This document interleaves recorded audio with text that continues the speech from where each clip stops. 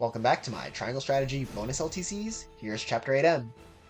The challenge in this map is that our army is split up into 4 small groups across the map, with Roland and Serenoa's positions being fixed on top of that.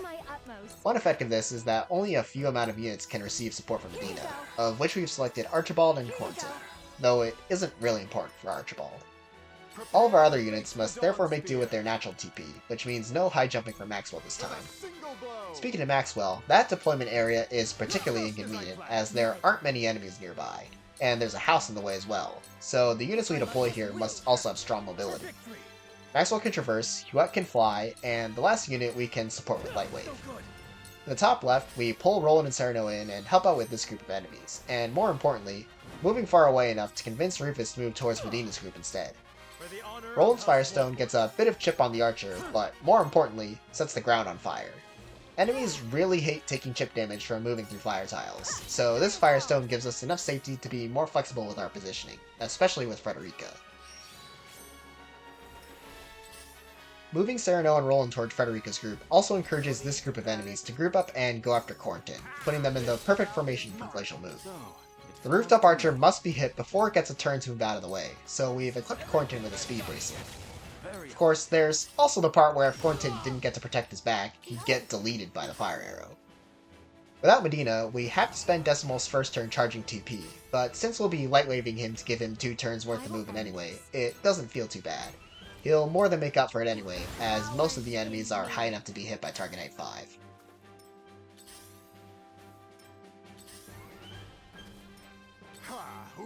With the specific tiles that we moved Roland and Serenoa to, Rufus moves to this specific position with his back exposed for 4 dragons thanks to the movement bangle. I don't know why he only does this with this specific configuration, but it just works. Prepare to face the Dawn Spear with a single blow. It ends. For the honor of House Wolford. After chipping the blade, Serenoa will stay with Frederica, as our power couple will be tasked with cleaning up the top left. I really can't emphasize enough how important the fire tiles were for buying enough time to deal with those 2 enemies, as the poor deployment zones really limit our options.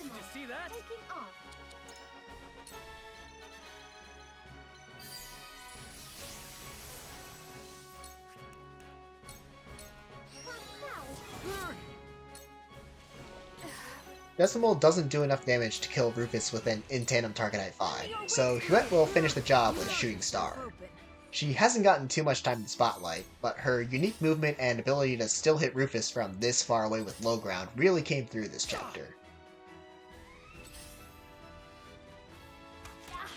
I'll be fine.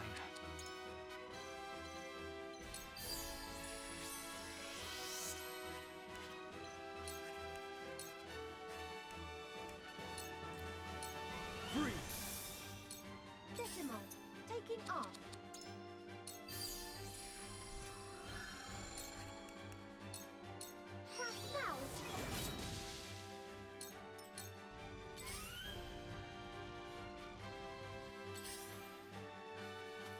What?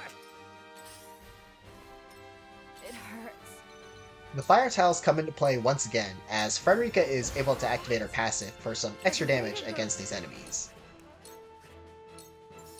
Here you go. Here you go. Now then. I saw that. My turn. You'll be What have we surrendered. here? On my honor as the Dawn Spear. Forward. With an Ice Stone, Serenoa can do significant damage thanks to elemental weakness, but it still isn't quite enough, as they were too far from Decimal to be chipped by Target Knight 5.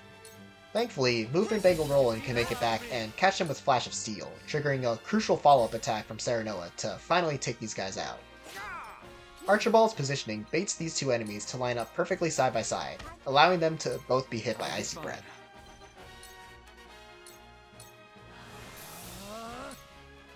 It's not every day that we get to use Decimal's basic attack, but that alongside his follow-up attack will be enough to wrap up Chapter 8M in 29 turns.